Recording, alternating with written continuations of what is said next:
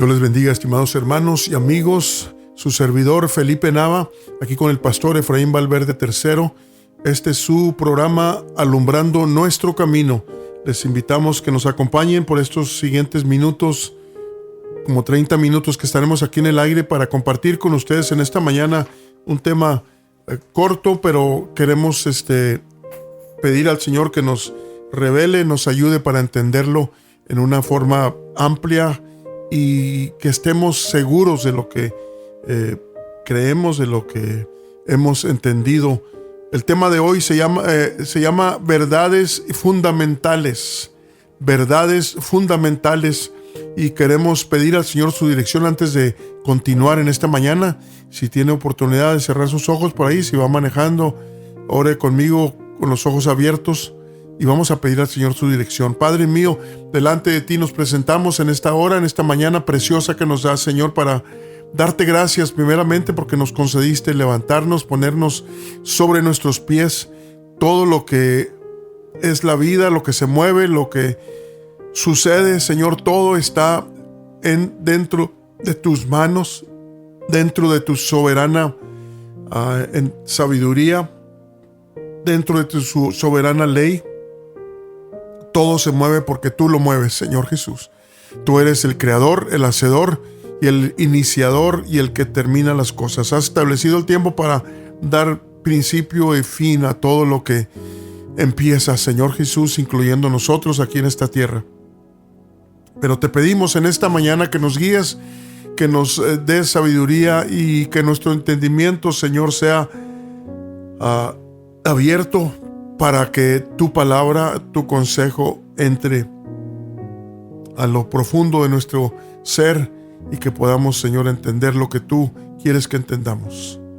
Gracias por esta oportunidad, Señor, y damos inicio a este programa, a esta plática, en el nombre de Jesucristo, mi Señor y mi Dios.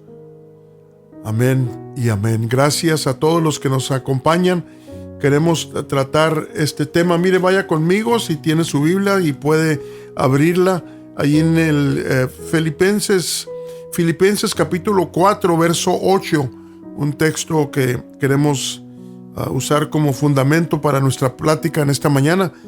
Y dice lo siguiente el apóstol Pablo a la iglesia en Filipo y también a nosotros. Por lo demás, hermanos, todo lo que es verdadero, todo lo honesto, todo lo justo, todo lo puro, todo lo amable, todo lo que es de buen nombre, si hay virtud alguna, si alguna alabanza, en esto pensad. En otras palabras, ocúpense en lo verdadero, en lo que es real, en lo que es puro, lo que está aprobado por Dios. Hay mucho entretenimiento en este tiempo en el que vivimos y hay mucho en qué ocupar la mente. Hay muchas actividades físicas, corporales, y hay muchas actividades mentales en las que puede entretenerse cualquier persona en este tiempo. No ha habido ninguna generación con tanta distracción como esta de la cual somos parte. En ocasiones hemos expresado este término, creo que cabe en esta mañana, en este tema que estamos tocando. Los países grandes tienen armas de destrucción masiva, o sea, grande, enorme, armas de destrucción masiva, pero el diablo tiene armas de distracción masiva. Distracción masiva, te puede distraer, me puede distraer, y para que ya no nos fijemos y que nos desconectemos, en ocasiones podemos estar hasta orando, hablando con el Señor, y se nos desvía la mente para otro lado y nos desconectamos de lo que queremos, de lo que estamos hablando con el Señor, y queremos hacer conexión con el Señor, y en veces es una lucha para todo hijo de Dios que quiere hacer conexión con Dios. Así de que le voy a pedir, mi hermano, mi hermana, si está allí sentado por ahí en algún lugar, pida al Señor que le ayude y nos ayude a cada uno a reducir nuestro pensamiento. Si esto se dijo desde el tiempo antiguo, allá en Hebreos encontramos esa expresión del apóstol Pablo que dice que debemos de reducir a nuestro pensamiento aquel que sufrió tal contradicción de pecadores contra sí mismo. Dije reducir. ¿Qué quiere decir reducir? Quiere decir que haga uno a un lado las distracciones y que nos enfoquemos. Y vuelvo a decir, si en el tiempo anterior, donde no había teléfonos, donde no había computadoras, no había periódicos, no había carros, no había muchas de las cosas en las que podemos entretenernos y distraernos, si en aquel tiempo fue necesario que se dijera esto, ¿qué podemos decir en este tiempo en el que vivimos? Es una guerra espiritual que tenemos que pelear, aún para conectarnos, vuelvo a decir, con el Señor. Fíjese, aún para eso. Alguien dirá, bueno, pero pues estamos hablando con el Señor, que no, usted, si es sincero, si es sincera, sabe que es una lucha. Y dice el capítulo 12, verso 3 de Hebreos 12, 3, dice: reducid pues a vuestro pensamiento a aquel que sufrió tal contradicción de pecadores contra sí mismo, porque no os fatiguéis en vuestros ánimos desmayando. Para enfocarse, para entender las cosas, tiene que enfocarse. Si no, no se conecta con la información. El tema que nos ocupa en esta mañana, vuelvo a declararlo, es verdades fundamentales. ¿Qué quiere decir verdades fundamentales? Mire, hemos usado anteriormente una expresión también que no se oye mucho, pero que tiene mucho peso. Tiene mucho peso porque y me refiero a la expresión la verdad absoluta. La verdad absoluta. ¿Y qué quiere decir eso? ¿Qué quiere decir absoluto? Quiere decir que no tiene argumento. Quiere decir que hay cosas aún en la naturaleza que nos enseñan que existen cosas que no tienen discusión, no tienen argumento. No puedes tú decir eso no es así. Hay cosas que si habrá necios, habrá gente que es necia y que quiere negar lo que está claro, en lo que está bastante definido, pero es necedad. No puede cambiar. No puede cambiar la realidad de lo que es lo que quiere decir en cierta forma, en una forma. Quiere decir verdad absoluta, quiere decir que no se puede cambiar. La verdad absoluta es definida como una realidad inflexible, no es flexiva, inconmovible, invariable, y hechos inalterados, no se pueden alterar, no le puede arreglar. Por ejemplo, el hecho de que no hay absolutamente ningún círculo cuadrado y que no hay absolutamente ningún cuadro redondo. Está sólido, inalterado, invariable, indisolublemente establecido. Mire, tiene que haber verdades de ese tipo para guiarnos, para no depender de que a lo mejor será o a lo mejor no será. Por eso el texto que leí al principio dice, el apóstol Pablo habla de lo que es puro, lo que es limpio, lo que es verdadero, lo que está, en otras palabras, lo que está ya probado, confirmado, respaldado por Dios.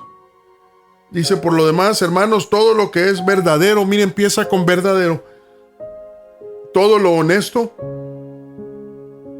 todo lo justo, todo lo puro, todo lo amable, todo lo que es de buen nombre. Si hay virtud alguna, si alguna alabanza, en esto pensar. En otras palabras, ocupa tu mente en lo que está seguro. No estés ocupando tu mente en lo que no hay seguridad de aquello. Lo oyes, lo lees, pero no conoces la fuente, no conoces. En fin, hay muchas razones para poder dudar de algunas cosas que no están comprobadas. La misma ciencia, fíjese, la misma ciencia en sus pruebas que hacen, tienen que comprobarlo con hechos. Hay unas áreas de la ciencia, otras son teorías, imaginaciones. No hay prueba de ello, pero mucho de lo que ellos estudian, lo estudian precisamente para tener la prueba en las manos de esto. Esto es, ya lo vimos, lo examinamos con un fuerte telescopio y nos asomamos al cerebro. Tiene X número de millones, muchos partículas que componen el cerebro, por ejemplo. Han estudiado muchas cosas y tienen evidencia física tangible de aquello, pero hay otras cosas que no. Hay otras cosas que solo pueden filosofar o imaginar. Y la palabra del Señor nos empuja, nos encomienda, nos anima, nos exhorta a que busquemos lo que es puro, lo que es verdadero, lo que es limpio, lo que es seguro, en otras palabras. Las verdades fundamentales que queremos mencionar en este poco tiempo que nos resta. La primera es: Dios es uno. Estas son verdades absolutas. Hablando usando ese término para que entendamos, una verdad absoluta es de que Dios es uno. ¿Por qué? Porque no existen más. Dios mismo lo dijo y hay muchas escrituras. Y cuando yo oro, no estoy orándole a 3 personas, estoy hablando con un Dios. No tengo que estarme brincando, hablarle al Padre y luego platicar un poquito con el Hijo y luego preguntar si está disponible el Espíritu Santo para... No existe tal cosa. Cuando hablamos con Dios, estamos hablando con Dios, punto. No en esa forma dividida como muchos hermanos, unos con mucha sinceridad lo hacen y te tienen que estar refiriendo a las supuestas 3 personas, cosa que no existe. No es. El Señor ya lo declaró desde la antigüedad, fíjese. Y en toda la Biblia está declarada esa verdad de que Dios es uno. La plataforma principal para esta verdad fundamental está en Deuteronomio 6:4. Oye Israel, el Señor nuestro Dios, el Señor uno es. Allí no existía la idea de la Trinidad, la dualidad o otras diferencias. Allí estaba hablando el Señor con un pueblo que lo formó para que declarara sus verdades, declarara su gloria, nomás con el único hecho de existir. Mira aquí en Isaías 43:10 dice lo siguiente: vosotros sois mis testigos, dice el Señor, y mi siervo que yo escogí, para que me conozcáis y creáis y entendáis que yo mismo soy. ¿Quién es el mismo? El siervo y Dios, el Dios eterno es el mismo. Que yo mismo soy. Dice, para que me conozcáis y creáis y entendáis que yo mismo soy. Antes de mí no fue formado Dios, ni lo será después de mí. Yo el Señor, y fuera de mí no hay quien salve. Y lo menciona bastantes veces esta verdad en el Antiguo Testamento. En el Nuevo Testamento no se diga, ahí está también marcada esta verdad de que Dios es uno, así como nosotros somos uno y tenemos por lo menos tres, ¿cómo les podemos decir? 3 funciones mayores. Somos espíritu, alma y cuerpo. Eso no son 3 personas, son funciones nuestras que tenemos, que posee un individuo solo. No 3 individuos, un individuo. Y traemos la prueba en nosotros mismos de que, óigame, si nosotros tenemos esos atributos, esas operaciones, esas componentes de nosotros, y somos una persona, ¿por qué la insistencia de algunos de que le ponen persona a cada atributo de Dios, a cada función de Dios? Hijo no quiere decir hijo como nosotros aquí en la tierra. Cuando uno dice hijo de Dios, la prueba es indubitable. La encontramos en la palabra del Señor. ¿Qué quiere decir hijo? Hay varios textos, pero nos vamos para seguir con lo demás. Nos vamos sobre ese texto. Usted puede buscar más y los va a encontrar. ahí en Colosenses capítulo 1, ahí nos declara quién es el Hijo. Dice el verso 13 en adelante, 1:13 de Colosenses, dice que nos ha librado, bueno, el 12 en adelante, dando gracias al Padre, ¿ok?, que nos hizo aptos para participar de la muerte de los santos en luz. Y luego el verso 13 dice lo siguiente, que nos ha librado de la potestad de las tinieblas. ¿Quién? El Padre. Y trasladado al reino de su amado Hijo. Parece que está hablando de otra persona. Pero luego el verso 14 dice, en el cual, o sea, en el Hijo, tenemos redención por su sangre, la sangre del Hijo, la remisión de pecados, el perdón de pecados, nos lo da el Hijo de Dios, el Hijo del Padre. Y luego el verso 15, mira, aquí declara quién es ese Hijo. Dice, el cual, o sea, el Hijo, es la imagen del Dios invisible, el primogénito de toda criatura. No es otro, está diciendo, es lo que se ve del Dios eterno que no se ve. Porque dice Juan 1:18 que a Dios nadie lo vio jamás. ¿A qué se refirió? El apóstol Juan se refirió a lo eterno de Dios. Es invisible y es inconcebible y es interminable.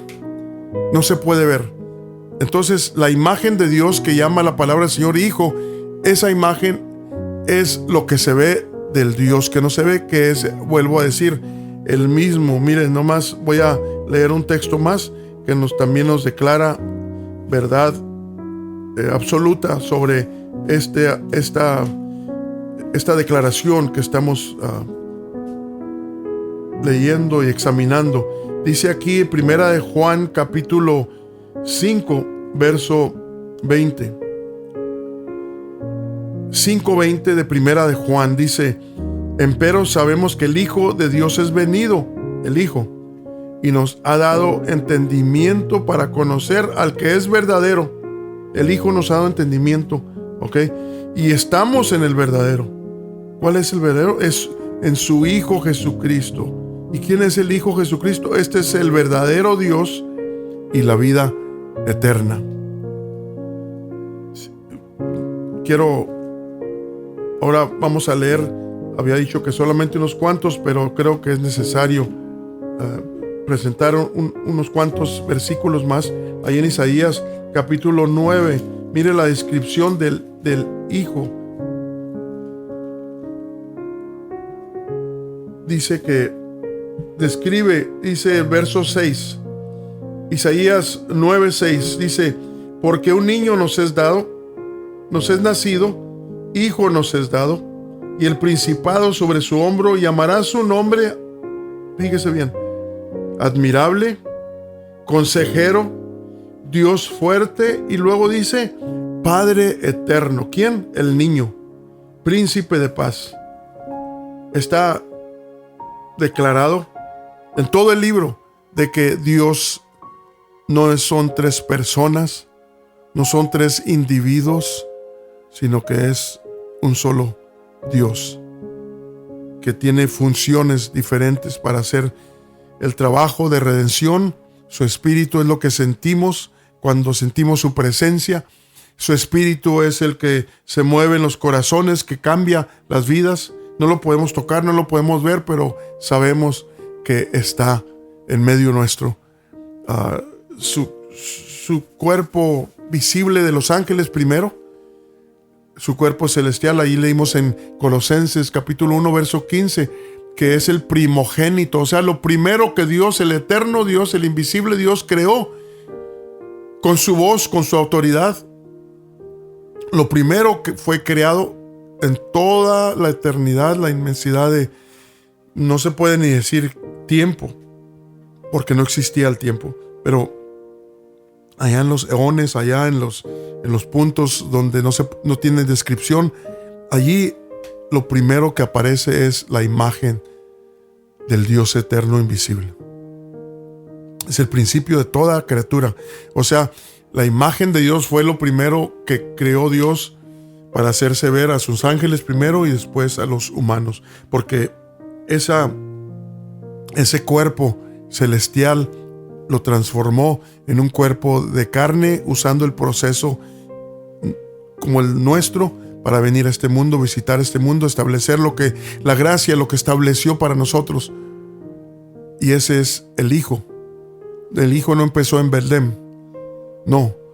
El Hijo empezó en Juan 1:1, dice: en el principio era el Verbo, y el Verbo era con Dios, y el Verbo era Dios. Ese principio. Allí empezó la imagen del Dios Todopoderoso, el que no tiene principio. Hay mucho más. El otro punto, la otra verdad fundamental es: Israel es el pueblo de Dios. También está documentado desde el principio. Le dijo el Señor a Moisés que le dijera a Faraón: dile que Israel es mi primogénito.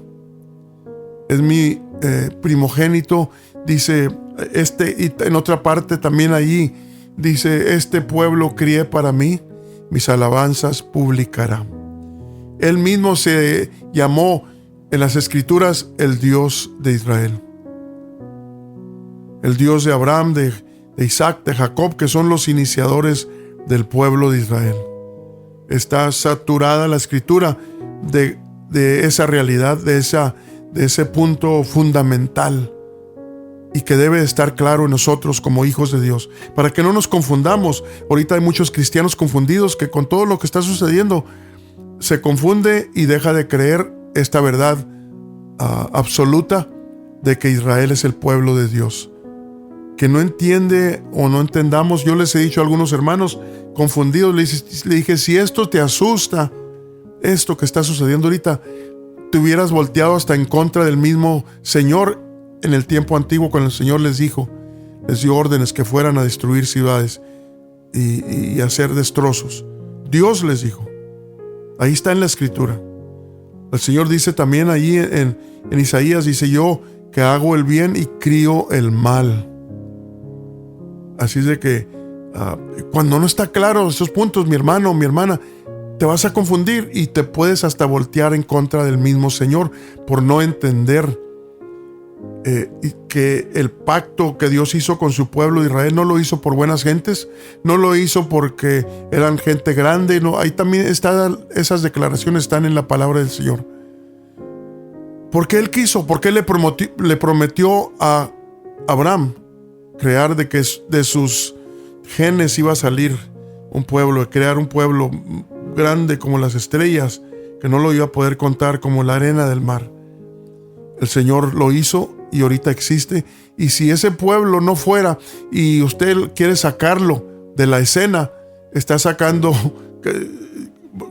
no sé cómo describir el porcentaje, pero más que lo que representa la iglesia escrituralmente. Está sacando, voy a decirlo de esta forma, está sacando el tronco. Está quitando el tronco del árbol que Dios que Dios creó. Israel es el tronco, la raíz es el Señor. Israel es el tronco, nosotros somos las ramas. Imagínese, para que usted quiera sacar a Israel, tiene que cortar el árbol, y allí con ese árbol, esa cortada que usted dé, va a ir también la iglesia. Se va usted mismo para el suelo, porque estamos conectados. No somos judaizantes, pero somos parte del mismo pueblo. El Señor lo dijo en Juan 16. Dijo: tengo otras ovejas que no son de este redil, a las cuales también me conviene traer, y serán en aquel día, cuando ya viene ese día pronto, habrá un rebaño y un pastor. El Señor lo dijo con sus reverendos labios. El Señor le dijo a la samaritana en Juan 4:22: ustedes adoran lo que no saben. Nosotros, refiriéndose a los judíos, porque de eso se trataba el diálogo allí, él se identificó como judío. Dijo: nosotros adoramos lo que sabemos. ¿Por qué? ¿Por qué dijo? Porque la salvación viene de los judíos. Allí empezó el Señor, ese río de salvación empezó a correr para al fin llegar también con nosotros. Así de que Israel es el pueblo de Dios. Lo querramos, lo entendamos o no, es el pueblo de Dios. Y yo le recomendaría a mi hermano, a mi hermana que no está bien versado en esto, busque ayuda, pregunte, asegúrese de entender, por lo menos en forma elemental, estas verdades fundamentales, porque si no las entiende, va a ser confundido, créame lo que sí. Va a entrar en un estado de confusión y va a aventar todo y se va a ir como algunos y muchos cristianos durante las diferentes edades que se han confundido porque les faltó pedazos del rompecabezas divino y han dado la espalda a lo que antes afirmaban. Eso lo llama el apóstol Pablo ahí en 2 de Tesalonicenses capítulo 2, le llama la grande apostasía. ¿Qué es apostatar? Quiere decir voltearse en contra de lo que creyó. Es una de las definiciones de apostatar, irse en contra de lo que creyó, de lo que enseñó. Y eso sucede y ha sucedido y sigue sucediendo en algunos que miran cosas y no las entienden y se voltean en contra de aquello que no entienden. Y quizás en un tiempo la entendieron un poco, pero no le pusieron atención, no lo amaron. La verdad absoluta, mi hermano, mi hermana, hay que amarla. No nomás admirarla, no nomás estudiarla, hay que amarla. O sea, intimidarse con ello. Es la única forma que el diablo no la puede arrancar de tu mente, de tu corazón, mi hermano, mi hermana, cuando estás entrelazado con esas verdades absolutas que deben de componer tu ADN de tu entendimiento espiritual. La ADN de tu entendimiento espiritual. Lo que crees, lo que afirmas, lo que aseguras que es la verdad absoluta. ¿Por qué decimos con seguridad que el bautismo en el nombre del Señor Jesucristo es el bautismo absoluto? Porque ahí está. Yo le he dicho a algunos hermanos con mucho respeto, dije, yo no cuestiono tu sinceridad, aunque piensas que Dios es 3 personas y te bautizaste en el nombre del Padre, el Hijo y el Espíritu Santo. Te lo digo con respeto, pero ese no es el bautismo registrado en las páginas de la palabra de Dios. Ahí en el libro de Hechos le dije, encuéntrame solamente un caso en que se bautizó a alguien en el nombre del Padre, el Hijo, el Espíritu Santo. Si lo encuentras, le he dicho a alguien por teléfono, le dije, mira, si lo encuentras, textéame tu dirección, dámela del templo, dile a tu pastor que caliente el agua y te prometo delante del Señor que voy y me bautizo así. Si es que encuentras un texto que diga que hayan bautizado los discípulos, los apóstoles, en el nombre del Padre, el Hijo y el Espíritu Santo. Y él mismo me dijo, pues no hay ni una. Entonces, mi hermano, le dije, no te confundas. El mandamiento se dio, el Señor lo dio a sus discípulos. ¿Y por qué hicieron ello? Por desobediencia. ¿Por qué bautizaron en el nombre del Señor Jesucristo por desobediencia? Claro que no, nunca. Lejos, rotundamente no. No, ¿por qué bautizaron así? Porque entendieron a qué se refirió el Señor cuando dijo que bautizaran a los que adoctrinaran, a los que les anunciaran el Evangelio. Dice que debían de bautizarlos en el nombre del Padre, del Hijo, del Espíritu Santo. Para nosotros es común entender eso por la gracia de Dios. Pero si hubiera alguien que no está claro en esto, miren, Padre, Hijo y Espíritu Santo no son nombres, para empezar. Eso no son nombres, son títulos que describen la función de un Dios. Dice, y lo dice bautizándolos en el nombre, no dice en los nombres. En el nombre que pertenece al Padre, al Hijo y al Espíritu Santo, a las funciones mayores de Dios. Esas funciones, ese Dios tiene un nombre, y su nombre, Hechos 4:12 dice, porque no hay otro nombre dado a los hombres debajo del cielo en el cual podamos ser salvos. Un nombre. Así de que está establecido, es absoluta esa verdad también. Es absoluta y es importante, mi hermano, mi hermana, si eres cristiano, si sirve al Señor, asegúrate que estás creyendo la verdad.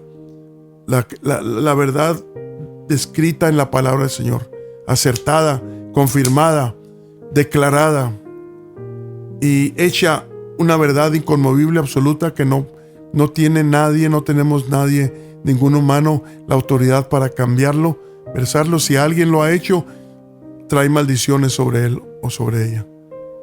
Pero lo que está escrito está confirmado. Está la declaración allí en las páginas del libro del Apocalipsis. Al principio dice que el que le quitare o le añadiere, traerá las plagas Dios sobre él. El que le quitare o le agregare a lo que fue escrito, lo que ya está confirmado. Mire, la palabra del Señor se le llama el canon. ¿Y qué quiere decir canon? Quiere decir medida en griego. ¿Y por qué canon? ¿Por qué se llama canon? Porque tiene una medida. En otras palabras, se empezó con Génesis, se terminó esa compilación de libros aprobados por Dios para darnos instrucción y llevarnos a la verdad absoluta. Pero dice que los que le agregaron, le quitaren a lo que ya está escrito, al canon, las plagas caerán sobre él o sobre ella. Dice aquí en el capítulo 22, el último capítulo, el último libro, Apocalipsis, dice: porque yo protesto a cualquiera que oye las palabras de la profecía de este libro, si alguno añadiere a estas cosas, Dios pondrá sobre él las plagas que están escritas en el libro. Si alguno quitare de las palabras del libro de esta profecía, Dios quitará su parte del libro de la vida y de la santa ciudad y de las cosas que están escritas en este libro. Qué tremenda declaración, y qué debe de hacernos temblar eso. Mire, vamos a continuar, se nos acabó el tiempo, vamos a regresar para continuar, Dios mediante, con lo que sigue de este tema que estamos